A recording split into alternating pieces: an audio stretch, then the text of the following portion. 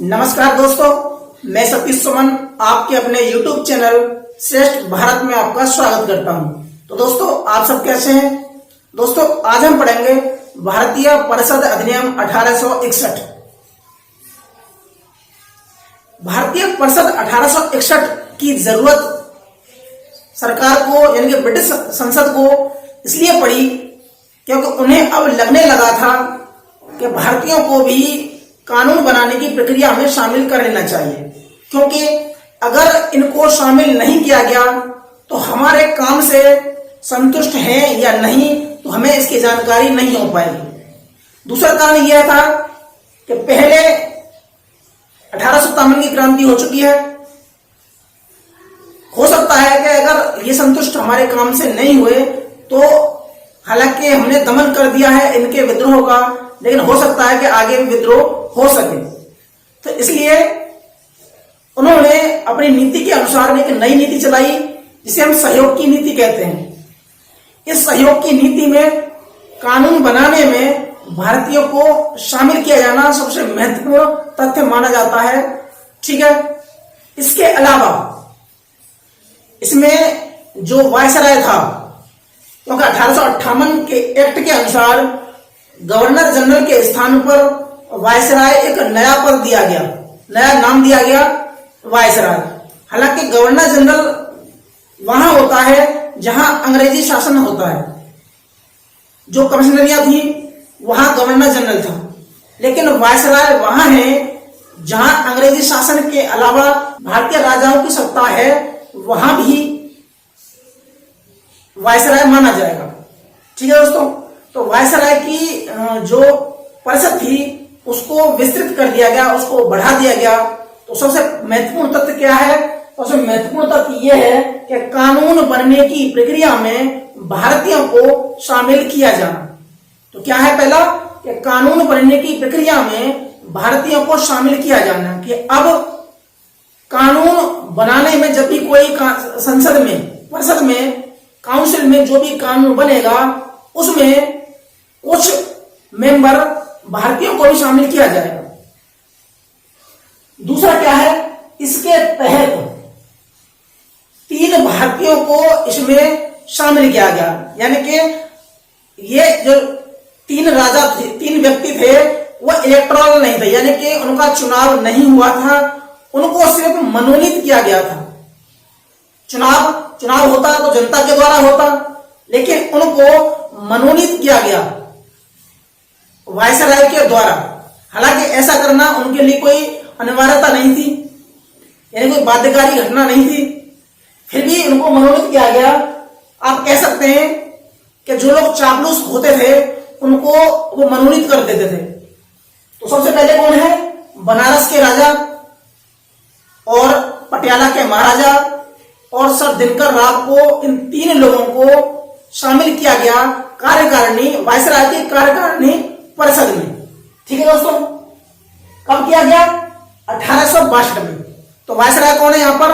Viceroy है Lord Canning, और इसी के समय में हुआ था 1857 की क्रांति। लेकिन पहले जब इसे बोलते थे हम गवर्नर जनरल, लेकिन अब बोलेंगे इसे वायसराय। ठीक है, दूसरी महत्वपूर्ण चीज क्या है? तो पहली क्या है? तो पहली तो यह है कि इसमें कानून बनाने की प्रक्रिया में भारतीयों को शामिल किया जाना। दूसरा काम क्या है कि विकेंद्रीकरण, सत्ता का, कानून, विधायी शक्तियों का विकेंद्रीकरण होना। विकेंद्रीकरण मतलब जो 1773 के रेगुलेटिंग एक्ट, 1833 के चार्टर एक्ट में जो कानून बनते थे, वो कानून बनते थे केंद्रीय कार्यकारिणी, जो परिषद थी केंद्र की, उनके द्वारा कानून बनते थे। लेकिन अब राज्यों को भी, यानी कि बंबई और मद्रास को भी कानून बनाने के लिए अधिकृत कर दिया गया। लेकिन इसमें एक पर लगा दिया गया, जो आखिरी निर्णय होगा, जो आखिरी मोहर लगेगी, जो आखिरी सम्मति होगी, वो होगी वायसराय की। हालांकि आज भी ऐसा ही है, क्योंकि कानून जब ही माना जाता है जो भारत का राष्ट्रपति उस पर अपनी मोहर लगा देता है। सेम ऐसा वो भी है कि कानून तो बना रहे हैं बंबई और मद्रास, तो इनको अधिकार दिया गया कि आप कानून बना सकते हैं, लेकिन जो अंतिम मोहर लगेगी वो वायसराय की लगेगी। अगला क्या है इसमें कि इस एक्ट के द्वारा विधान परिषद का गठन होता है 3 जगह, और कहां होता है, वो होता है 1862 में बंगाल में होता है, 1866 में उत्तर पश्चिम प्रांत में होता है, और 1897 में पंजाब में होता है। ठीक है। इनके अलावा सबसे महत्वपूर्ण काम यह भी है कि प्रश्न आता है कि विभागीय प्रणाली किसने शुरू की, या किस एक्ट के द्वारा विभागीय प्रणाली या पोर्टफोलियो प्रणाली या मंत्रिमंडलीय प्रणाली किस एक्ट के द्वारा शुरू की गई, या किसके शासनकाल में शुरू की गई, या इनका जनक कौन है। प्रश्न आ सकता है कि पोर्टफोलियो व्यवस्था का जनक कौन है, तो लॉर्ड कैनिंग। पोर्टफोलियो मतलब मंत्रिमंडलीय व्यवस्था, यानी कि विभागों को कुछ मंत्रियों के हवाले कर देना, इसे हम विभागीय व्यवस्था भी कह सकते हैं। तो क्या है, लॉर्ड कैनिंग द्वारा 1859 में शुरू की गई कैबिनेट प्रणाली, यानी कि इसे मंत्रिमंडलीय प्रणाली, कैबिनेट प्रणाली, विभागीय प्रणाली यानी कि पोर्टफोलियो प्रणाली भी कह सकते हैं। इसमें एक व्यक्ति को या एक विभाग को या कई विभागों को एक व्यक्ति को हम बांट सकते हैं। ठीक है। इनके अलावा वायसराय को एक अधिकार और दिया गया, वो था अध्यादेश जारी करने का अधिकार, जो आज भी राष्ट्रपति के पास में होता है। यानी कि जब कभी भी आपातकाल लागू होता है उस दौरान एक ऑर्डिनेंस पास कर सकते हैं, एक अध्यादेश पास कर सकता है। कौन कर सकता है, वायसराय पास कर सकता है। तो ये अधिकार दिया गया, ये शक्ति दी गई वायसराय को। अगर प्रश्न आता है कि प्रशासनिक व्यवस्था में भारतीयों को कब शामिल किया गया, तो यह शामिल किया गया था चार्टर एक्ट 1833 में। प्रशासनिक व्यवस्था में, प्रशासनिक प्रणाली में भारतीयों को प्रतिनिधित्व का अधिकार दिया गया 1833 के एक्ट में। लेकिन विधायी व्यवस्था में, मतलब कानून बनाने की व्यवस्था में भारतीयों को शामिल किया गया था 1861 के भारतीय परिषद एक्ट में। ठीक है। दोनों में अंतर क्या है, जो प्रशासनिक व्यवस्था में शामिल किया गया वो 1833 के एक्ट में शामिल किया गया, लेकिन जब कानून बनाने की प्रक्रिया में शामिल किया गया भारतीयों को, वो किया गया था 1861 के भारतीय परिषद एक्ट में, यानी कि इंडियन काउंसिल एक्ट 1861 में। तो उसमें कानून निर्माण करने के लिए एक सदस्य को शामिल किया गया। यानी कि पहले हमारा था, सबसे पहले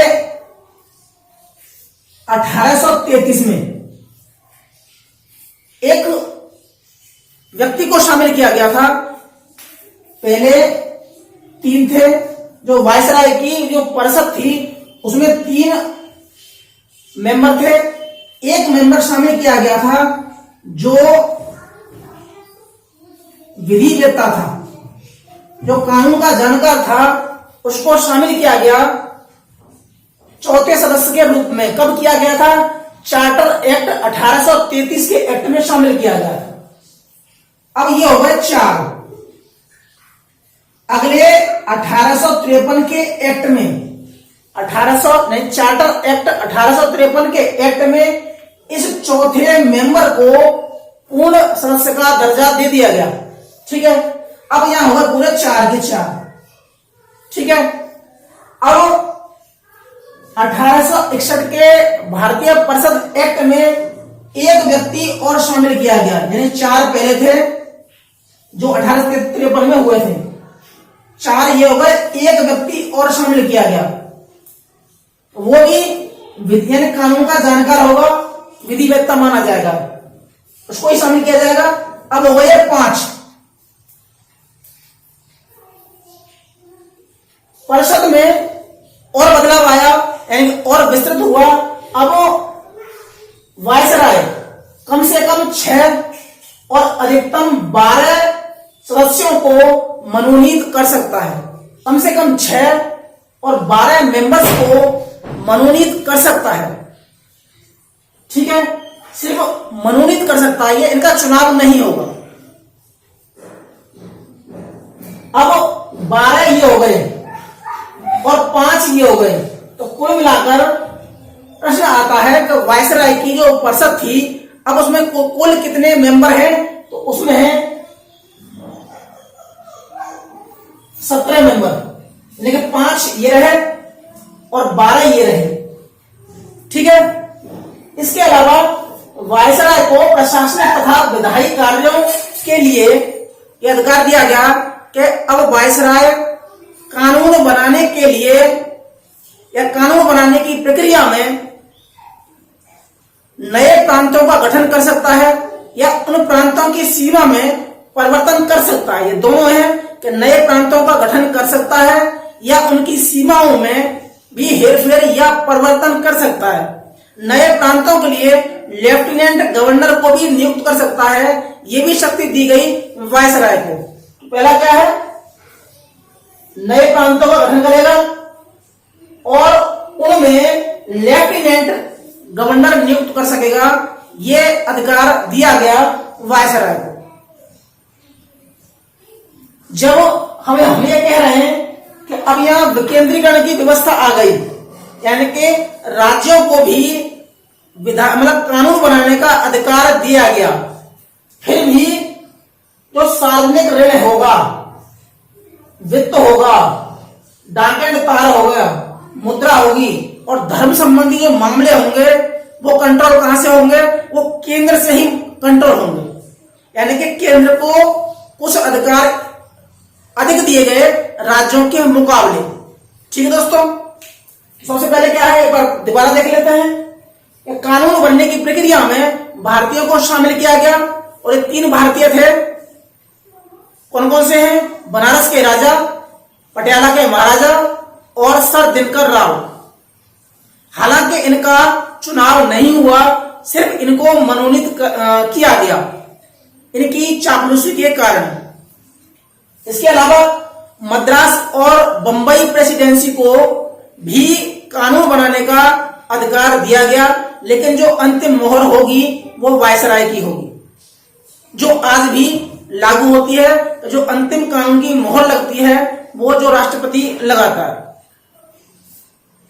इस एक्ट के तहत बंगाल, उत्तर पश्चिम प्रांत और पंजाब में विधान परिषद का गठन किया गया। यानी बंगाल में किया गया 1862 में, 1866 में किया गया पाकिस्तान की तरफ यानी उत्तर पश्चिम प्रांत में, और पंजाब में किया गया 1897 में।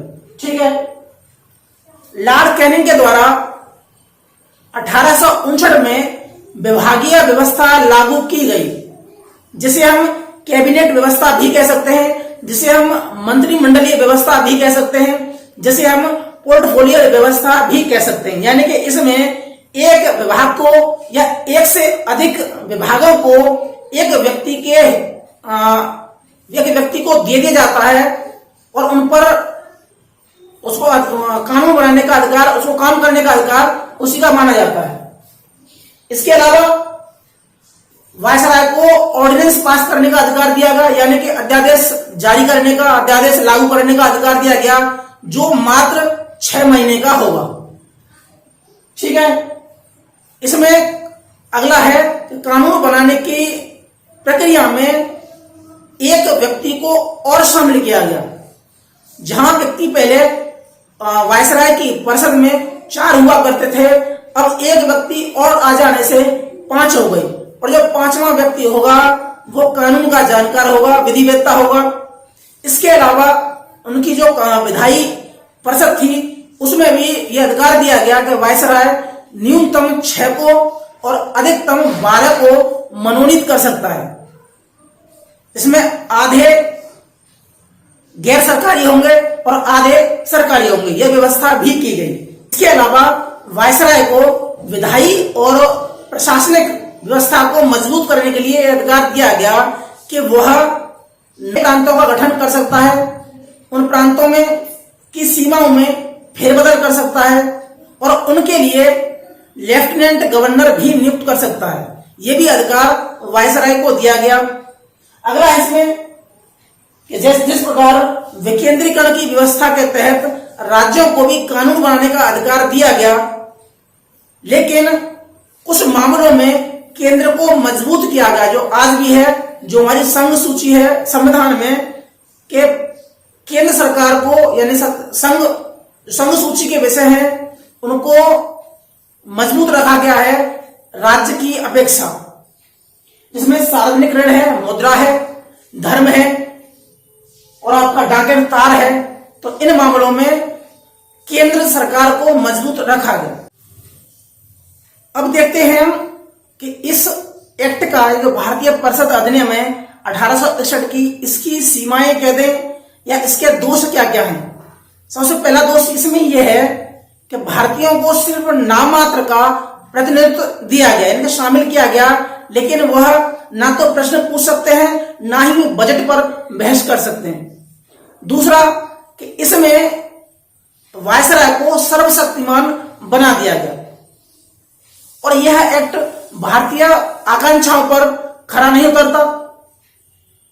तो ठीक है दोस्तों, तो सीमाएं क्या क्या है? सीमाएं ये है कि इससे जो भारतीय जनता है, भले ही इसमें शामिल किया गया 3 भारतीयों को, लेकिन जो 3 भारतीय थे जिनको शामिल किया गया था वह जनता के प्रतिनिधि नहीं थे, लेकिन जनता ने उनको वोट नहीं किया, वो सिर्फ अपने चापलूसी के बल पर उनको मनोनीत किया गया और वह भारतीयों की आवाज, भारतीयों की जो जनता की आवाज को वहां तक नहीं पहुंचा पा रहे, सिर्फ ब्रिटिश हुकूमत के पिछलग्गू बनकर रह गए थे। तो इसलिए इस एक्ट के ये दोष ये है कि यह एक्ट भारतीय आकांक्षाओं पर खरा नहीं उतरता। क्यों? कि जो इसमें शामिल किए गए भारतीय, पहला तो ये जो शामिल किए गए भारतीय हैं वह इलेक्टोरल नहीं है, यानी कि उनका चुनाव नहीं हुआ, उनको सिर्फ मनोनीत किया गया है, जो भारतीय जनता की आकांक्षाओं पर खरा नहीं पहुंचते। दूसरा, वह प्रश्न नहीं पूछ सकते, बजट पर बहस नहीं कर सकते और वायसराय को सर्वशक्तिमान बना दिया गया। ठीक है दोस्तों, आज के लिए सिर्फ इतना ही। मिलते हैं अगली वीडियो में, तब तक के लिए जय हिंद, जय भारत।